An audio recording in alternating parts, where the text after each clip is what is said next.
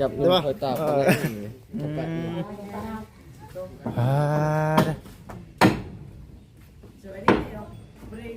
สองมือ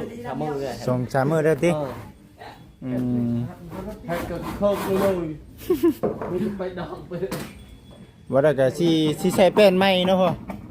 ใช้แป้นใหม่เนาะจะแปดใหม่ลงใหม่ที่8ก็จะพอแล้วบ่ใส่ลงมือก่อนชงอยู่บ่ว่าแล้วเอาเก่ามันใช้ตัวเก่าใช้ได้อยู่บ่พ่อลองเลยที่พ่อมีหยังในบัดนี้คำว่าอันบ่พอน่ะที่ว่ายังบ่ทันได้แล้ว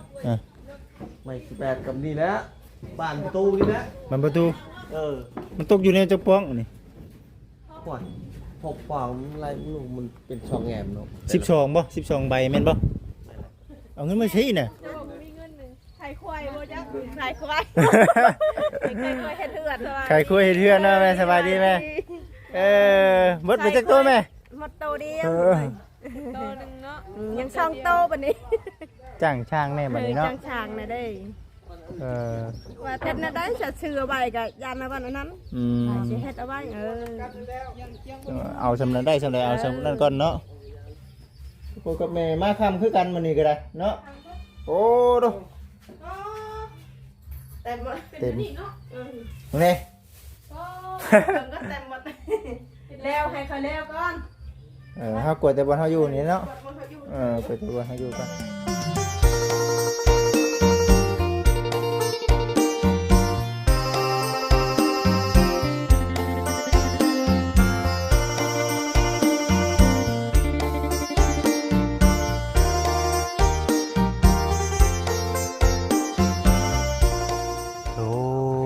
โดย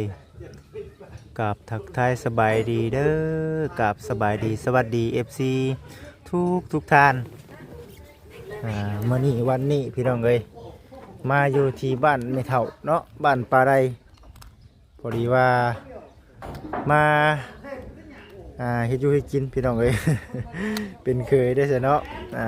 นึงมากับปัญหารถหาลาไปให้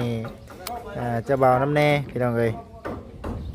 ก็เลยมางานงานดองทางเจ้าพ่อเพิ่นก็เฮ็ดอันนี้พี่น้องเอ้ยเนาะสิเฮ็ดหยังเด้นี่เนาะคือใส่คักแท้อันนี้เนาะเด้อคุณใส่มีหน้าเพิ่นไปใส่เอ้ยบ่ของน้ำทางบ่เฒ่าแล้วก็เอ้ยสบายดีเด้อแยงเฮือนเป็นจังไดFC ชื่อได้อยู่บ่เนาะชื่อตาลำกูตังนั่นงามแล้วเอ้ยเตี้ยบ่เฮาเอิ้นตะกี้เฮาเอิ้นเอ้ยน้อยบ่เอ้ยน้อยเนาะค่อยเอ้ยน้อยค่อยเขาเอิ้นเอ้ยเตี้ยเขาเอิ้นเอ้ยเตี้ยเขาบ่มีแต่คนเตี้ยเนาะบ่ขออนุญาตนำเนาะอันนี้คือเป็นเอ้ยที่ว่าอยู่บ้านนาฮีเนาะบ้านนาฮีที่เฮาเว้าตะกี้น่ะบ้านปุงลิงบ้านปุงลิงที่ว่าทางบ่แสนเฮ็ดเฮือนให้แม่เป็นได้ลูกเต้าใหญ่เบิดแล้วว่าดิใหญ่หมดแล้วคุณเนาะลูกชายคุณเสื้อแดงคุณเนาะคุณนั่นน้องหยังก็เฮียอันน่ะเอ้ยลูกมีชื่อว่าจังไดก็แต่ละคนน่ะเปลี่ยนชื่อแล้วบ่ได้นั่นน่ะโอ้คือเฮาเคยเว้าตะกี้คั่นแหละเฮียละห้อยเฮียห้อยแล้วก็พลอยบอยลอยเนาะจะคนก็มื้อน่ะ6คนเนาะนางย่อยได้เป็นจังได๋เฮือนได้เป็นจังได๋เฮือนอยู่บ่ก็ซ้ำเก่าหั่นแล้วยังงามคือเก่าแต่ว่าวันนี้คือเป็นจังได๋ล่ะบัดนี้มาอยู่บ้านมาอยู่พี่บ่มีไผเลี้ยงพ่อก็อยู่พี่มาเลี้ยงพ่ออยู่พี่แม่นเอากันสิเป็นจังไดกะบางหอยพดไปเลยพุ่นเนาะแม่นใหญ่เบิดได้พี่น้องเนาะใหญ่เบิดแล้วเฮ็ดทำไมน่ะ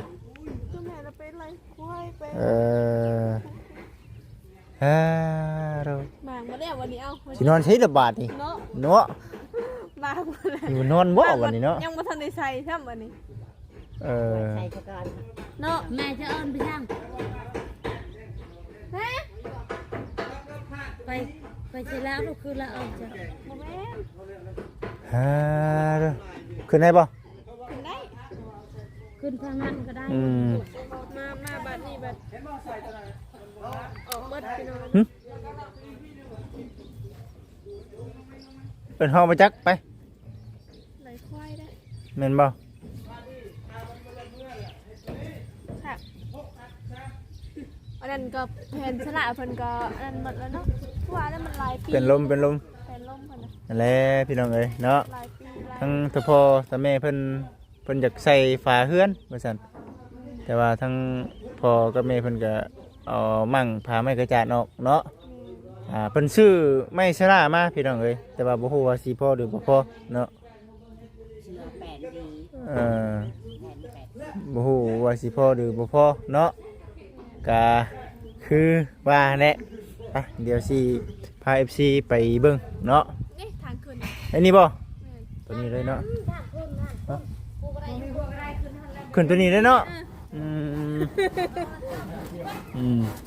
ขึ้นได้อยู่ขึ้นรถ นี่น้องชายพี่น้องเอ้ยเนาะสบายดีเด้อตัวนี้เนาะทั้งแต่พ่อเพิ่นเนาะบ่ได้บ่พ่อนี่ ได้ เฮ้ยสบายดีพ่อสบายดีอ จับมือคอยตาไปเลย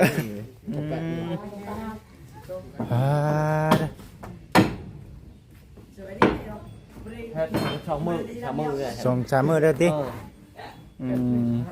แพทย์ก็เคิร์ฟเลยไม่จะไปดอกไป ว่าได้ก็สิใช้แป้นใหม่เนาะพ่อใช้แป้นใหม่เนาะ จะแปดใหม่ Ờ,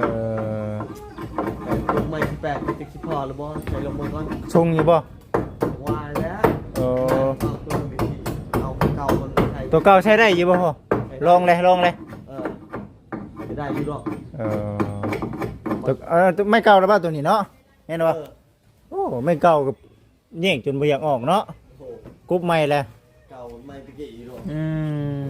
เล่นหมด เนาะได้เฉพาะมีอย่างในบัดนี้คำว่าอันบ่พอน่ะที่ว่ายังบ่ทันได้ ทันได้แล้วไม่ที่แปดกับนี่แล้วบ้านประตูนี่แล้ว มันประตู Ừ. มันตกอยู่ในเจ้าป้องนี่ Quảng hộp quảng lại mìnhเป็นช่องแอมเนาะ 12บ่12ใบแม่นบ่12ใบ บ้านเงียบมัน แล้วก็บานพับเนาะ Ừ. บานพับโอ้ยัง มาทำได้ ยังหลายอยู่ ทำ3ต้นหรือว่าคำ โอ้ ติดตามแล้วทันมากเราก็ได้ใส่3 ครับ ใส่2นะ กับตามผู้ก่อนเขาไม่ได้หรอก ติดตามเครื่องมือมันพอ ไม่บันไดได้พ่อไม่บันไดเจ้าเอาใช่ ได้นี่ แม่มันน่ะตัวนี้ หน้าเขา ตัวนี้ต้องได้ชื่อเด้อตัวนี้เนาะ ได้ชื่อเลย บันไดเนาะ ว่าเจาะบนนี้ เจ้ามึงนี่บ่บันได แน่นอนนะว่าจะชิบอลได้แล้วบัดจะเอาตัวจริง ช่างๆคือว่าจังได๋ซะเนาะ นี่ว่าเดินติดเลยกำลังต่อเอา ได้แต่ผู้มักเลยเนาะผู้เพื่อนตามใจผู้อยู่คือเพิ่นว่าแน่เนาะผู้อู้ตามใจผู้นอนพี่น้องเอ้ย เลยก็เอามาเลยละปู เบิ่งเนาะบ่ได้เฮ็ดช่อยพี่น้องเอ้ยบ่จิตก็ได้เป็นลูกชายก็ได้เนาะอ๋อตัวนี้ก็ไม่ที่พ่ออ๋อขานี่เนาะตะกี้เพิ่นเป็นตัดเด้นี่เนาะตัดแวกซี่นี่เนาะบอดบันได เช็คยักใช่แปดใช่ยังไงดอกเช็คยักแปดไม่ใช่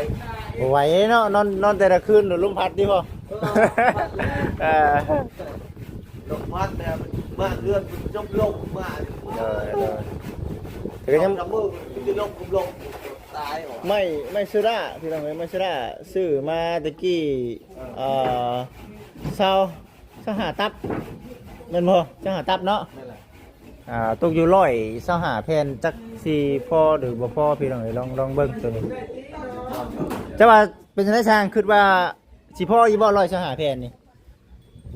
เคยใส่กัน บ่เคยใช้ หน้าซาวเนาะ เดี๋ยวก่อนเนาะ ใส่นะ ใช้มื้อนี้บ่นี่น่ะ ครั้งแรกที่ชีวิตได้เลย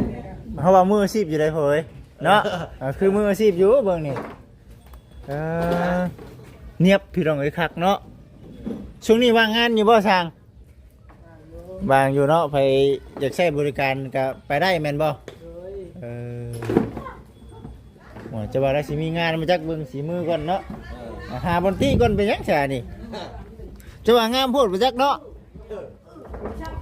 โอ้งามโพดดีๆแท้อันนี้เบิ่งคักแล้วงามเด้อพี่น้อง FC เด้อเนาะงามเด้อ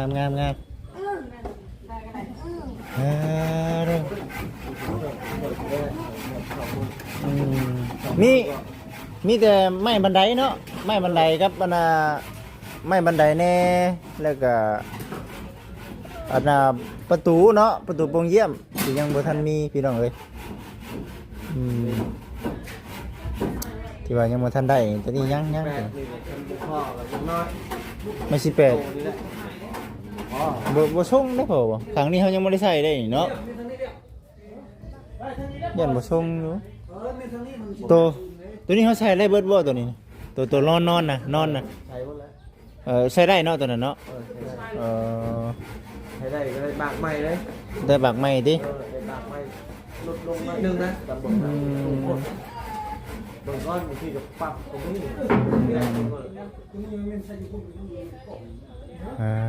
ผมสูงประมาณ80 เซน80 อันนี้บ่ 80 สูงขึ้นมานี่แม่นบ่ธรรมดาพอดีงามพอดีงาม เงินเอามันต่ำ คักอยู่โอ้ก็ถือว่าคักอยู่เด้นี่เนาะ ใช่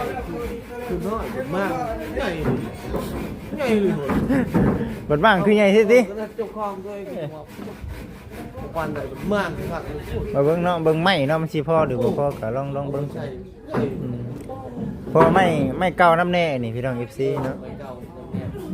เพราะว่าคือตัวนี้ไล่แล้วเนาะตัวนี้เนาะไม่เส้นนี่เนาะไม่เส้นได้แล้วเบิดแล้วยังไม่เส้นข้างตัวนี้บัดนี้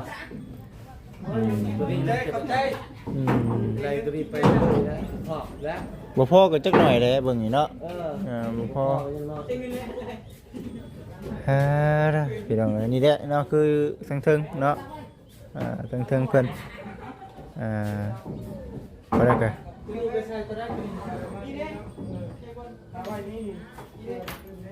ประมาณนี้แหละพี่น้องเอ้ย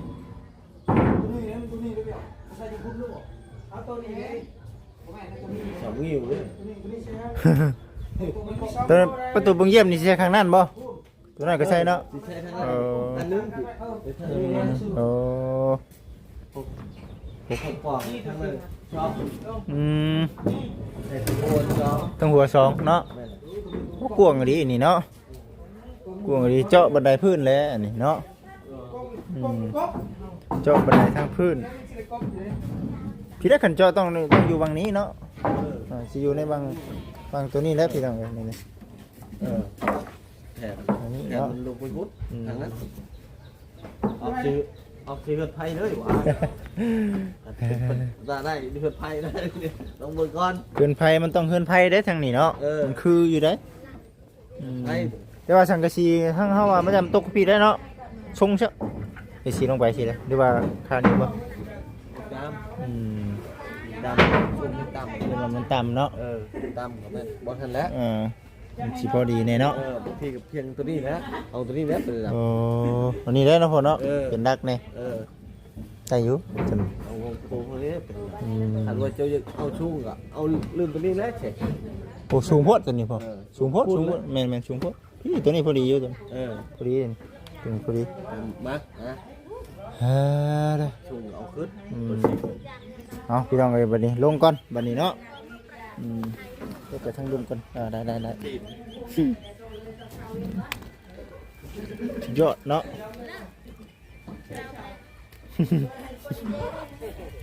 เดี๋ยว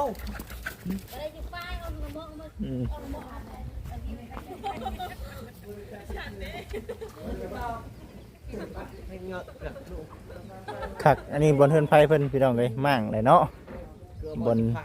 บนเห็ดอยู่ครัวกินเนาะนี่นะเฮ้ยทำไมเราว่าบ่มีเงินน่ะเอาเงินมาใช้น่ะ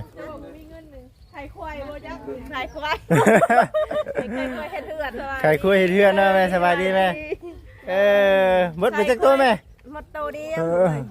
โตนึงเนาะยังช่องโตบัดนี้ จ้างช่างแน่บัดนี้เนาะ ช่างๆน่ะเด้ เออ ว่าเฮ็ดน่ะได้จะชื่อไว้ก็ยานเอาก่อนอันนั้น อืม สิเฮ็ดเอาไว้เอาสำนั้นได้สำใดเอาสำนั้นก่อนเนาะ มีสำใดก็เอาสำนั้น อืมเป็นไม้ชระพี่น้องเอ้ยเอาใส่ว่าซั่น ใส่ไม่ใช่แล้วเอา รังหนึ่งรัง ให้ลูกให้เต้าเฮ็ดน้ำแน่เนาะคันเฮาสิจ้างช่างให้ดีผัดมันเพลงนะบัดนี้ มัน อันนี้เฮาจ้าง เอ้ยน้องเฮาเจ้ายังได้10,000บ่ได้ให้เฮ็ดบ่มีเงินให้เขาเนาะให้เอ้ยน้องเฮ็ดให้นี่ละได้ซะ ให้น้องเฮ็ดให้น้ำแน่ลูกหลานเฮ็ดให้น้ำแน่ ปูได้เจ้าซื้อได้ไหมซื้อแล้ว ตะปู จะซื้อวันนี้ เจ้าซื้อบ่แทรแม่ตะปู ที่ว่า2แสน น้องเซนบ่ ปัญหาที่ว่าเพื่อนไผเจ้าชีเฮ็ดแนว พี่ได้นี่ข้างนี้เด้อ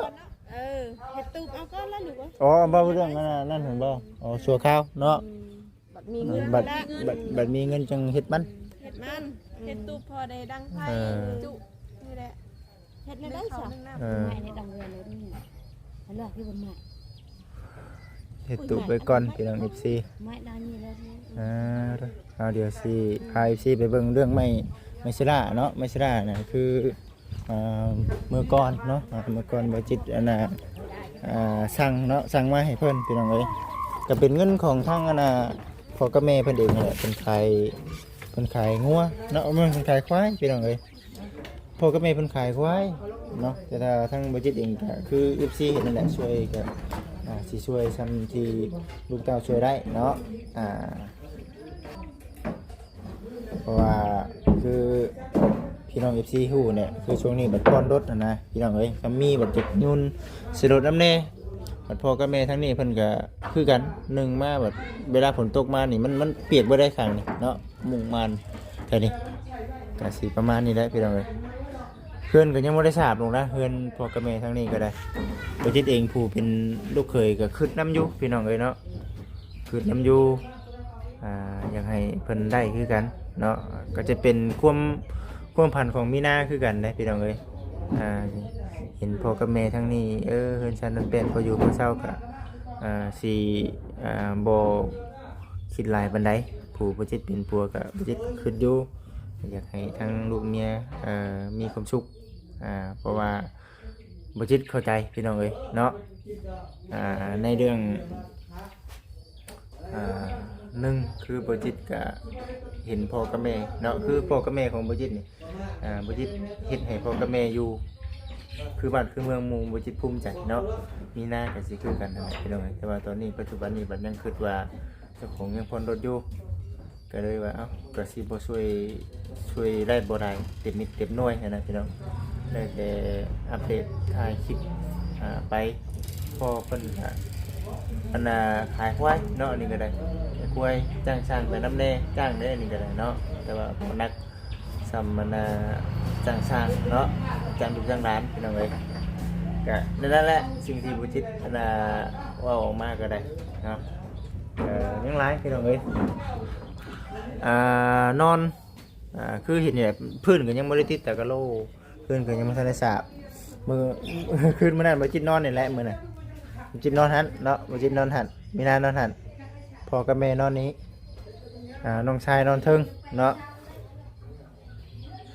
นี่เด้เฮือนสันนันเป็ดเขาพ่อกับแม่อันนี้เนาะ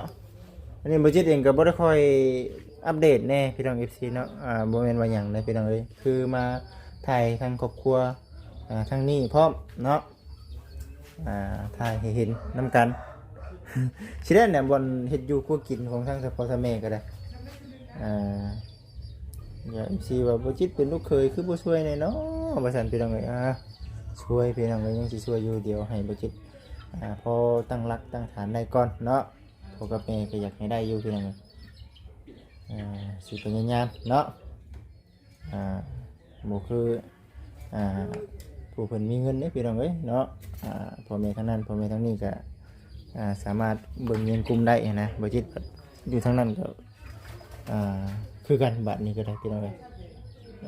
แต่ก็สิพยายามเนาะเฮ็ดให้พ่อกับแม่ทั้งสองกำสองฝ่ายมีความสุขมีบุญอยู่บนเช้าให้ได้พี่น้องเอ้ยอันนี้สิตั้งจิตตั้งใจเด้อพี่น้องเด้อ อันนี้เป็นทางผมบ่จิตตะกี้ว่ามาชุดก่อนนะว่าสิเอาน้ำแข็งเมื่อแหละรู้สึกอากาศหนาวโดนบ่ได้ขายพี่น้องเอ้ยเดี๋ยวพุ่นแหละสิไปขายก็เดี๋ยวมาฮ้อนก่อนเนาะยังประเภทพวกน็อตน้ำแน่พี่น้องพวกน็อตพวกไม่เส้นเนาะบันไดนี่ยันแม่นอยู่นี้บันไดแน่บันไดนี่ต้องได้ซื้อแล้วซื้อใหม่มาลูกมันมาพร้อมก่อนเกณฑ์ล็อกไล่มันในหั่นแหละพี่น้องบันพุงบันพับน้ำในหั่นแหละอันนี้คือเพื่อนซานลานแป้นเนาะกะสีประมาณนี้แหละเบิ่งให้มีนามากวดเป็นยังล่ะนี่เนาะ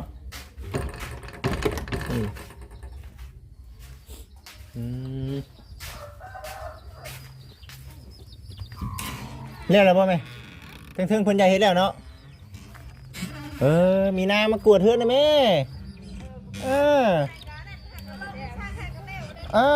เนาะให้มีนาได้มากวด ใช่แล้วบาทนี่ไงมึงแน่นี่เรียกเจ้าเห็นว่าเรียกเจ้านี่สร้างเพิ่นเฮ็ดจนค่ำเนาะแม่นเพิ่นเฮ็ด เปิดไพ่มานี่นะเจ้ากวนเพื่อนแบบนี้นะเขาหักแล้วก็คุยกันกับนั่นว่าซั่นคุยกันคุยกับแม่มาค่ำคือกันมื้อนี้ก็ได้เนาะโอ้ดูเต็มหมดเป็นนี่เนาะมึงแน่ก็เต็มหมดแล้วให้เขาแล้วก่อนเฮากวดแต่บ่เฮาอยู่นี่เนาะกวดแต่บ่เฮาอยู่กันกดกับเนาะอันนี้นะมันเป็นนั่นที่เก่าเฮาบ่ได้ปูนเนาะเอาคำเฮือนน่ะเฮือนเฮาสาบแล้วน่ะบ่ทาสีก็ได้ก็เพียงมีตากะโลเนาะถ้าติดตากะโลใส่น่ะมันโอ้ยพี่น้องเอ้ยเนาะมีฮะแล้วมีก็ฉาบนี่ก็ย่าลูกเอ้ยอยากฉาบเลยก็ฉาบดีก็พอบ่ฉาบก็ยังบ่มีว่าสิปลูกกะโลเอาไปใช้เงินอยู่เนาะมันก็สะอาดกว่าเก่าได้แหมในเขาแล้วบ่จิตเข้าแล้วบัดบ่มีเหล้าเนาะมีเหล้าใช่ถ้ามีเหล้ามันก็เฮือนก็สิเป็นอีกเป็นแม่งพี่น้องกว้างยิ่งเฮือนก็ได้เนาะพี่น้อง FC เด้อคนข้างนอกกันสิเก็บเอายันแต่รถเจ้าหั่นแหละเบิ่งได้เนาะเบิ่ง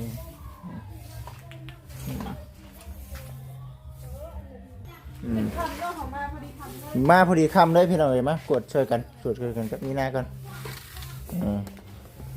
เนี่ยสร้างเป็นเห็ดคำมันก็แล้วนี่แหละแต่ว่าสถานที่นี้ได้คือที่เห็นเนาะตำหาเพื่อนแล้วตั้มพี่น้องเนาะเพื่อนพ่อกับแม่ตั้มบ่ตะกี้นะชุงเนี่ยบ่จิตตะกี้บ่คันมีเงินเด้อเนาะกูปากได้คันมีเงินหน่อยคันมีเงินเฮาก็ทุบเนาะทุบแล้วก็ตัดเสาแล้วก็ยุกแบบนี้นะแล้วก็บล็อกเฮ็ดได้ค่ะเอามีเงินเฮ็ดก็ไม่ได้เนาะอันนี้บอกเลยกับสาวมีนาหาเงินมูลเนาะโอ้ยมูลสาวมีนากล้าทุบบ่นี่เนาะเป็นสาวได้จังสิทุบเป็นหยังน่ะยันว่าอย่างเพื่อเพิ่นสิหาเงินได้โอ้ยันว่าอยากให้เพิ่นได้ชงงามเนาะเพิ่นไม่เสียดายคักเลยก็โอ้ซ้ำนี่ก็พอแล้วบ่จิได้ซ้ำนี่ก็พอก็เพียงได้ฉาบก็พอละพอได้เพียงฉาบปูกะโลบ่เฮ็ดห้องครัวได้เอาบ่ก็ซ้ำนี่ก็พอเนาะก็โอเคแล้วหั่นนะมันก็พออยู่น้ำบ่ได้ท่วมหั่นนะพ่อกับแม่เราก็บ่ได้ว่าหยังเนาะเพราะว่ายามฝนตกกับน้ำมันบ่ได้ซึมในบ่จิตก็สิแบบหยามันหั่นนะเอาความคิดเห็นสิเนาะ800ล้านเนาะสมมุติว่าเขาซื้อได้นี่เจ้าสิให้เฮ็ดบ่นี่สมมุติว่าเขาซื้อได้เจ้าสิให้เฮ็ดบ่ใส่นี่รถบ่มีหยังบ่ถ้าว่าบ่มีอีหยังเฮ็ดเดี๋ยวค่อยสิเว้าให้ฟังถึกเลข800ล้านนี่ใส่นี่รถแล้วก็แต่งงานแล้วก็เงินบ่มีหยังจ่ายก็มาเฮ็ดเฮือนเฮ็ดซ่านเขาเองได้แต่สิเป็นจังได๋ก็ได้พี่น้องฝันไปชื่อพี่น้อยชื่อเลขก็เป็นถึกเป็นธุรกิจอยู่แล้วเนาะเปิดร้านค้าใหญ่ๆพี่น้องเอ้ยบ่ว่าหยังไรแล้วชาวมีนาน่ะขายบ่ค่อยดีเด้โอ้ยขอโทษหลายมันเป็นบ้านน้อยเนาะบ่เพียง อันน่ะได้ตู้แช่อีกอันหนึงก็พอแหละบ่จิตบ่หวังหยังไร ตู้แช่เพิ่นน้ำก้อนหนึงก็พอเด้อพี่น้องเอ้ย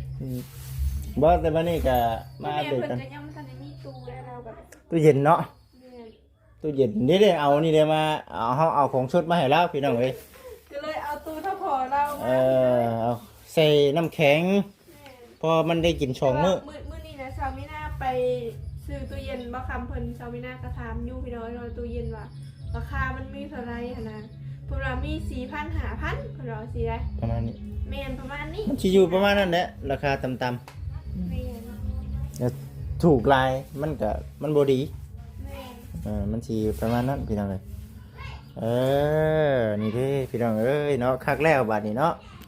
ก็ผู้ชาตินั่งกินข้าวคักๆโอ้ย มื้อนี้ก็มาดองพี่น้อยเนาะ มาลองอีกมื้อนี้ แม่นดองก็เอ้ยน้องเจะคองปะก็บ่ได้อีกเลย ปัญหานั่นนำแน่พี่น้อง รถก็สิปะบ่ได้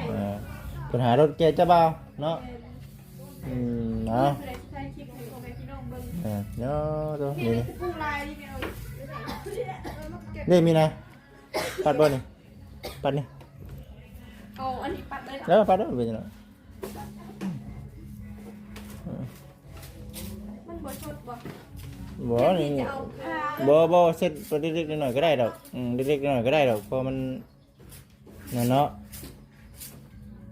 แล้วนี่ก็โอเคแล้วพี่น้องเนี่ยเฮือนซันดันเป็นพี่น้องอีกสิสิพูดเนี่ยมันสมัครมันจามถ้ากดตัวนี้ก็ออกแล้วไปตัวนี้กับป้าไว้พุ่นแล้วเดี๋ยวเฮือนซันดันเป็นแล้วพุ่นแหละ ปัดแล้วแล้ว พอแล้วมันคำแล้วบัดนี้พอแล้ว พลังสิ จักคลำมันบ่แล้วมันพอเลย มันคือมื้อยังกันนอนมื้อยังข้างอันนี้แหละ นอนเลี้ยงกันสิไล่ใช่แล้วพี่น้องเอ้ย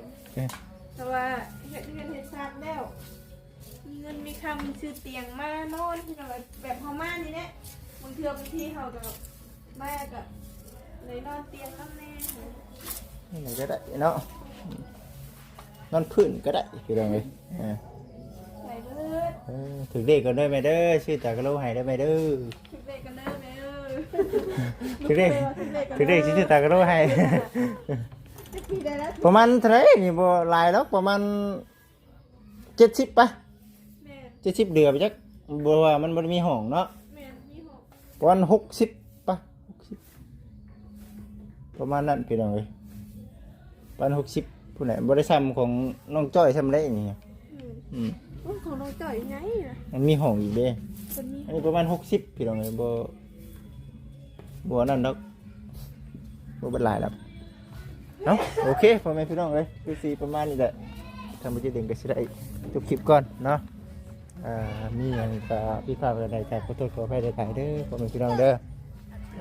คำแล้วมาแดงนี่สินอนพี่แหละมื้ออื่นพุ่นแหละไปส่งเคยแล้วก็สิเมื่อเลยพี่น้องเอ้ยส่งเคยแล้วก็สิมาส่งญาติพี่น้องแล้วก็สิออกไปเวียกเลยบ่จิเด่นก็ได้เนาะฝากกำลังใจให้เด้อพี่น้องเด้อทางนั้นก็พอทางนี้ก็แม่พี่น้องเอ้ยอันใดก็อยากให้ได้ให้มีเบิดเนาะมีแต่ว่าเอาเดี๋ยวบ่จิตตั้งรักตั้งฐานได้บ่จิตสิช่วยทั้งสองกรรมสองฝ่ายเด้อ FC เด้อเนาะแล้วก็ในเรื่องคือเว้าเนี่ยปัจจุบันนี้วันนี้งานแต่งหลาย FC เพิ่นก็บอกว่าบ่จิตเอ้ยบ่ซั่นถึงบ่ได้สิแต่งงานน้อง FC เพิ่นว่าเผาแต่งเด้อสามีนาว่าซั่นบ่จิตขี้ตัวได้ว่าซั่นน่ะนะภาระหลายครับพี่น้องเอ้ยเนาะอันใดก็อยากได้อันใดก็อยากมีสิพยายามซะพี่น้องเอ้ยสิพยายามเฮ็ดให้มันทั่วมันถึงเด้อพ่อแม่พี่น้อง FC เอ้ยสิตั้งจิตตั้งใจช่วยกันเฮ็ดช่วยกันหาให้มันได้ให้มันมีเนาะเอาโอเคพ่อแม่พี่น้อง FC สำหรับคลิปนี้ขอกล่าวคำว่าสบายดีเด้อพี่น้องเด้อ